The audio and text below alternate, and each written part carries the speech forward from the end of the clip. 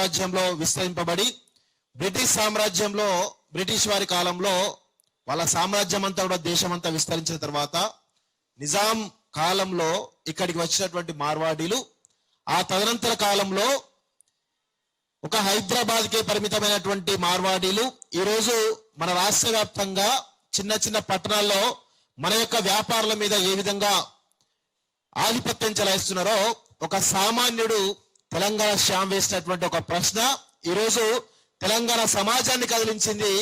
అదేవిధంగా ఈ దేశంలో 42% ఉన్నటువంటి బిలియనీర్స్ ఎవరైతున్నారో ఆ మార్వాడీలకు ఒక చెంపపెట్టులాగా ఇక్కడ ఒక పెద్ద ఉద్యమం ప్రారంభం కాబోతుందనడానికి ఈరోజు ఇక్కడ జరుగుతున్నటువంటి చర్చే నిదర్శనం. అయితే నేను ఒక 2-3 రోజుల నుంచి చాలా క్షుణ్ణంగా దీని మీద గమనిస్తా ఉన్నాను. రీసెంట్ గా మనందరం చూసాం, ఆమనగల్లు బంద్కు పిలుపునివ్వడం జరిగింది. ఆ తర్వాత ఇంకొక ఇన్సిడెంట్ కొల్లాపూర్ బంద్ కూడా ఇవ్వడం జరిగింది. ఆమనగల్లు బంద్ అందరికి తెలుసు, కానీ కొల్లాపూర్ బంద్ విషయం కూడా ఎవరికి తెలియదు. ఆమనగల్లు బంద్ ఈ రోజు ఉండాల్సింది, అది క్యాన్సిల్ అయింది. దానికి గల కారణాలు నేను అక్కడ ఉన్నటువంటి ఎవరైతే ఆ బంద్ కాల్ ఇచ్చారో వాళ్ళతో మాట్లాడినా, ఆ క్రమంలో అక్కడ ఉన్నటువంటి కొంతమంది ప్రభుత్వానికి సంబంధించిన నాయకులు కావచ్చు, లేదంటే ఇప్పుడు ఎవరైతే మార్వాడీలకు మద్దతుగా ఉన్నటువంటి బీజేపీ నాయకులు కావచ్చు, ముఖ్యంగా పోలీస్ వ్యవస్థ ఐజీ డిఐజీ స్థాయిలో ఉన్నటువంటి వాళ్ళందరూ కూడా అక్కడ ఉన్నటువంటి వ్యాపారవేత్తలు బలవంతంగా వాళ్ళపైన ఒత్తిడి తీసుకొచ్చేసి ఈ యొక్క బంద్ను కంప్లీట్ గా విరమింపేయడంలో వాళ్ళు సక్సెస్ అవుతా ఉన్నారు. ఇది ఆమనగల్లికే పరిమితం కాలేదు, ఇది కొల్లాపూర్ లో కూడా ఉంది. కొల్లాపూర్ లో కాదు, ఇది చాలా నియోజకవర్గాల్లో చాలా పట్టణాల్లో కూడా ఉన్నది అనడానికి నేనైతే చెప్పగలను. ఎందుకంటే వాళ్ళు ఒకటే ఒకటి చెప్తా ఉన్నారు. అంటే వాళ్ళ సమస్య ఏంది, మార్వాడీలకు సంబంధించిన దాంట్లో వాళ్ళ వ్యాపారమే దెబ్బతినడం కాకుండా ఈరోజు వాళ్ళు కడుతున్నటువంటి రెంట్ల విషయంలో ఇంతకుముందు రాఘవచారి గారు చెప్పారు, మనం 10,000 నెలకు రెంట్ ఇస్తే వాడు 10,000 ఇస్తా అని చెప్పేసి అన్నాడు. ఇది మహబూబ్నగర్లో కాదు, ఇది ఆమనగల్లో కూడా ఇదే పరిస్థితి కనబడ్డది నాకు. సో అదే విధంగా ఇప్పుడు డిస్ట్రిబ్యూటర్స్ కానీ మిగతా రంగాలు ఉన్నారు కదా, వీళ్ళందరూ కూడా అదే పరిస్థితిలో ఒక రేట్లు ఎక్కువ అవ్వడం. అదే విధంగా ఈరోజు కల్తీ మన గురించి మాట్లాడుతున్నాం కదా, కొన్ని విషయాలు మీకు చెప్పాలి మిత్రులారా. ఇక్కడ మన సోషల్ మీడియా చాలా వచ్చినాయి. ఇది మైసూర్ శాండల్ సోప్ సంబంధించినటువంటి కల్తీ సబ్బులు. ఇది గత సంవత్సరం వీళ్ళందరూ కూడా ఎక్కడ ఇది కాటేదాన్లో, అదే విధంగా మనకు వివిధ రకాల మ్యానుఫ్యాక్చరింగ్స్ ఉంటాయో అక్కడ దొరికినటువంటి సందర్భం ఇది. వీళ్ళు ఎవరు అంటే the behind this fake operation have been identified as Mahavir Jain, Rakesh Jain. మార్వాడీలు హిందువులతో పాటు జైన కల్చర్ కూడా ఉంటాయి వాస్తవంగా. సో ఇది వీళ్ళే ఈ ఫేక్ ప్రొడక్ట్స్ కేవలం సబ్లికే పరిమితమా అంటే ఇంకా చాలా ఉన్నాయి. నేను చాలా చెప్తా క్లియర్. ఒకసారి ఇవన్నీ పేపర్లు వచ్చినాయి. హైదరాబాద్ లో ఇంత మోసమా అంటూ బటర్ఫ్లై బ్రాండ్ అని చెప్పేసి నకిలీ ఎల్పిజి స్టవ్ కూడా ఎల్పిజి స్టవ్ ఎవరైతే బటర్ఫ్లై బ్రాండ్ వాటిని కూడా నకిలీ చేస్తున్నారు. అదే విధంగా హైదరాబాద్ లో నకిలీ మైసూర్ శాండ్ సోడా అని చెప్పేసి మైసూర్ శాండ్ సోప్స్ అని చెప్పారు, అదొకటి. మూడోది హైదరాబాద్ లో ఫ్యామిలీ జాగ్రత్త, ఈ డ్రమ్ములో ఏముందో తెలిస్తే షాకే. అంటే జంతువుల కలయబరాలతోటి వీళ్ళు ఆయిల్స్ తయారు చేసి మన వంట నూనె ఆయిల్ ను ఈరోజు ఇట్లా ఇస్తారు.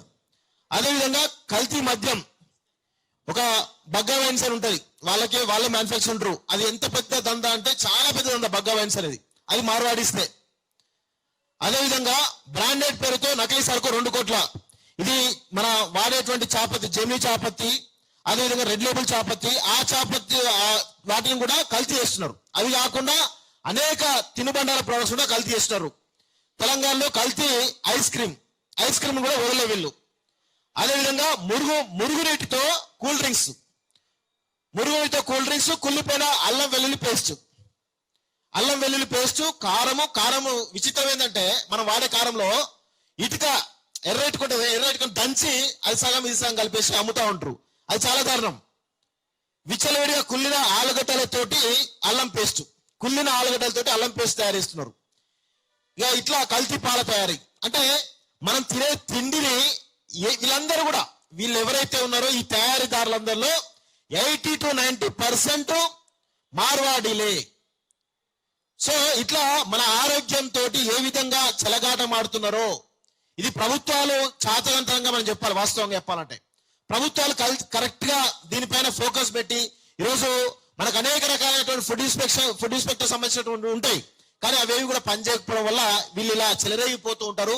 వీళ్ళ వెనకాల పెద్ద ఎత్తున వీళ్ళంతా ఇప్పుడు మనం వీళ్ళు చేయని దందాలు కల్తీ అన్నాం కదా, హవాల దందాల్లో వాళ్ళే ఉంటారు, జిఎస్టీ కట్టకపోవడం వాళ్ళే ఉంటారు.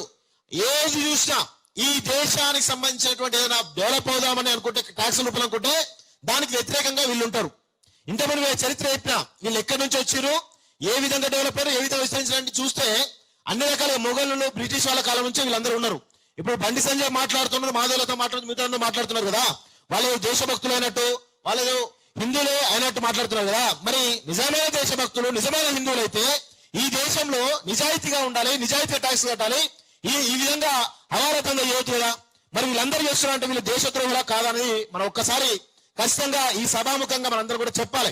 ఎందుకంటే వాళ్ళు మనల్ని తాగుబోతులు అన్నప్పుడు మనం కూడా వాళ్ళ చరిత్ర బయట పెట్టాలి కదా, వాళ్ళ నిజమైన స్వరూపం మీద బయట పెట్టాలి కదా.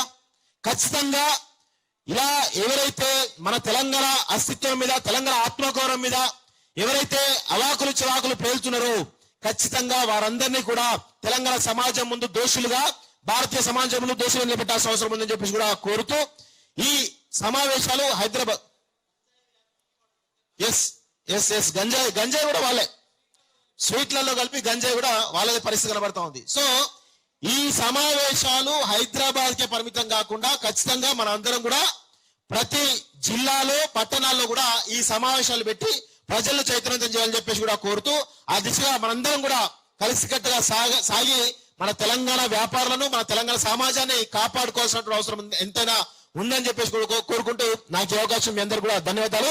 జై